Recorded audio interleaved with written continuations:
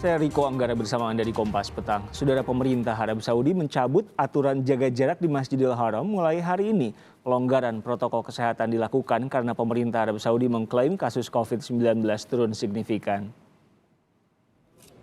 Petugas melepas stiker penanda jaga jarak di Masjidil Haram. Pencabutan stiker ini dilakukan sebagai persiapan menuju pembukaan Masjidil Haram dengan kapasitas penuh mulai hari ini. Meski demikian, hanya jemaah yang sudah mendapat 2 dosis vaksin COVID-19 yang boleh masuk ke Masjidil Haram.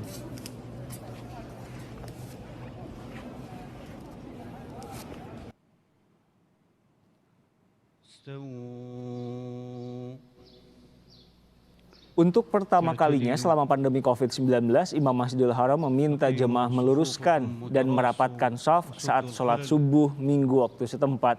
Dengan dihapuskannya aturan jaga jarak, maka Masjidil Haram mulai hari ini kembali ke kapasitas penuh.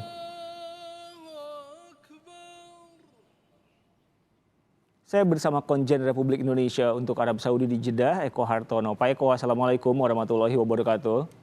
Waalaikumsalam warahmatullahi wabarakatuh, Mas Riko. Pak Eko, bisa jelaskan lebih banyak soal visual yang tadi kita tayangkan, ramai juga sekarang di media sosial dan di portal berita, pencabutan jaga jarak. Apa yang pemerintah Arab Saudi katakan soal ini? Baik, terima kasih. Jadi prinsipnya bahwa mulai hari ini, mulai tanggal 17 Oktober, pemerintah Saudi telah menghilangkan batasan jumlah pengunjung, ya, ketentuan umumnya batasan jumlah pengunjung untuk suatu pertemuan. Jadi sebelumnya ada batasan yaitu 50, maksimal 50 untuk suatu pertemuan. Nah, sekarang itu dihilangkan, jadi berapapun juga boleh kita melaksanakan kegiatan yang melibatkan massa besar seperti perkawinan, acara pernikahan, ya, kemudian pertunjukan sudah boleh. Nah, dampaknya terhadap masjid, terutama Masjidil Haram dan Masjid Nabawi juga sama. Jadi sudah tidak ada lagi batasan berapa yang bisa masuk ke situ dan jarak juga sudah dihilangkan. Dengan demikian, kedua masjid itu, masjid utama di Saudi yaitu Masjidil Haram dan Masjid Nabawi sudah boleh menerima jumlah pengunjung dalam kapasitas penuh. Nah, tapi mohon dicatat juga bahwa mereka yang diizinkan masuk adalah mereka yang sudah vaksin penuh, ya, 2 kali vaksin yang sudah dipakai oleh Saudi. Nah, ini yang perlu. Dan kemudian untuk di dalam masjid tetap harus menggunakan masker. Jadi yang sekarang diperbolehkan adalah kapasitas penuhnya itu. Tapi untuk izin masuknya tetap harus menggunakan izin atau tasrih, yaitu kalau umroh ya harus dengan izin umroh. Kemudian untuk sholat juga masih harus tetap menggunakan izin sholat. Nah, kalau Masjid Nabawi juga sama. Ke Raudhah kita harus punya izin, tetap juga harus dengan izin. Izin itu apa saja, Pak? Jadi aturan untuk masuk ke Masjidil Haram itu apa saja? Nah, jadi kita sebelum melaksanakan ibadah umroh dan juga sholat 5 waktu, serta di Raudhah, berdoa di Raudhah, itu harus mengajukan dulu melalui aplikasi yang disebut Etamarna. Jadi Etamarna di situ kita mendaftarkan diri kapan kita akan melaksanakan ibadah umroh. Kalau di kita kayak Peduli Lindungi gitu ya, Pak? Iya, beda. Kalau Peduli Lindungi kan seperti juga di sini Tawakalna, itu untuk status kesehatan seseorang. Apakah sudah divaksin atau tidak. Nah, Etamarna ini beda lagi. Ini aplikasi lokal di Saudi yang sudah digunakan selama sekian bulan, ya, selama ini, selama masa pandemi, untuk mengontrol jumlah orang yang akan beribadah. Nah, ini untuk mengontrol supaya tidak kemudian jadi berdesak-desakan, ya. Jadi kalau enggak nanti meludak. Nah, ini yang digunakan oleh pemerintah Saudi. Nah, itu harus tetap sebelum kita masuk ke Masjidil Haram tetap harus menunjukkan tasrih, harus izin itu. Jadi kemudian bukan bebas, ya. Di dalam sudah boleh penuh, tidak ada lagi distancing, tapi untuk masuk tetap harus menggunakan izin, ya. Kita harus aplikasi dulu. Oke, jadi ada 2 aplikasi yang berbeda ya, Pak, ya? Ya, beda. Oke, nah ini kan berlaku bukan hanya Masjidil Haram, bukan hanya Masjid Nabawi, 2 masjid utama di Arab Saudi, tapi juga untuk seluruh tempat begitu ya, Pak, ya. Pak Eko, bisa jelaskan pertimbangannya selain karena kasus COVID-19 yang turun, ada lagi kah atau semata-mata hanya itu? Ya, jadi perlu saya sampaikan juga memang selama beberapa bulan terakhir kasus COVID di Saudi sudah terkendali ya. Tambahan jumlah kasus harian di sini 45 saat ini. Kemarin itu 45. Dan saya kira ini sudah berjalan beberapa lama. Nah, ini yang membuat kemudian pemerintah Saudi lebih percaya diri bahwa akan diberikan kesempatan kepada masyarakat untuk menyelenggarakan kegiatan-kegiatan besar. Nah, apa signifikasinya? Tentunya ini suatu kebijakan yang sangat baik dan saya kira disambut baik oleh seluruh masyarakat.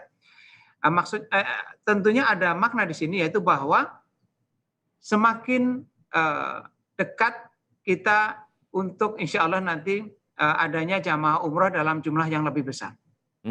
Nah ini apakah Indonesia dan negara-negara lain yang selama ini belum bisa umroh akan juga diizinkan?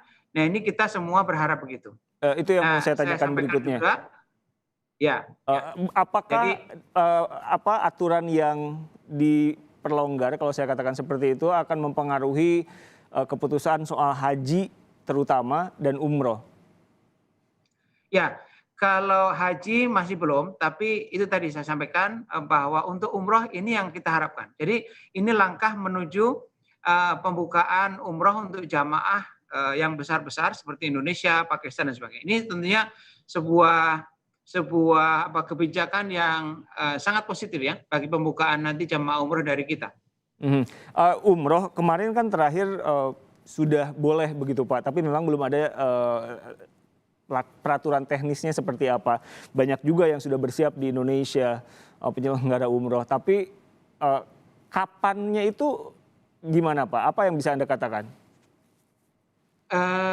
Untuk kapan saya belum bisa mengatakan. Yang ingin saya sampaikan adalah bahwa ada pembicaraan teknis antara kedua tim, ya Indonesia dan Saudi, terutama di sini dimotori oleh teman-teman di Kementerian Kesehatan. Untuk nanti adanya integrasi antara aplikasi Tawakalna di Saudi dengan aplikasi Peduli Lindungi. Ini yang menunjukkan status tadi itu, status kesehatan seseorang. Tadi jelas saya sampaikan bahwa sebelum masuk ke Masjidil Haram dan Masjid Nabawi sudah harus clear, artinya seseorang ini sudah imun. Nah ini yang perlu diselaraskan. Karena tanpa itu, sekali lagi petugas Saudi juga belum memperbolehkan jamaah untuk masuk. Nah ini yang sedang dibahas. Nah sekali lagi ya kita berharap secepatnya, Mas Eko ya, secepatnya. Kapannya ya insya Allah lah secepatnya. Oke, kalau kita lihat visual kan sudah rapat lagi sholatnya dan lain-lain. Kalau Anda melihat situasi di Masjidil Haram sekarang seperti apa? Apakah banyak juga warga di luar Arab Saudi yang sudah akhirnya bisa masuk ke sana? Ya, kami memang belum, terakhir kami umroh hari Sabtu yang lalu, itu memang belum diberlakukan ya, 1 hari sebelumnya. Tapi yang saya lihat sendiri adalah bahwa memang sudah banyak sekali warga Saudi yang melaksanakan ibadah umroh. Nah memang waktu itu masih ada social distancing ya. Tapi seperti kita lihat di video ini, dengan pemberlakuan ketentuan tersebut memang sudah seperti normal ya situasi di Masjidil Haram gitu.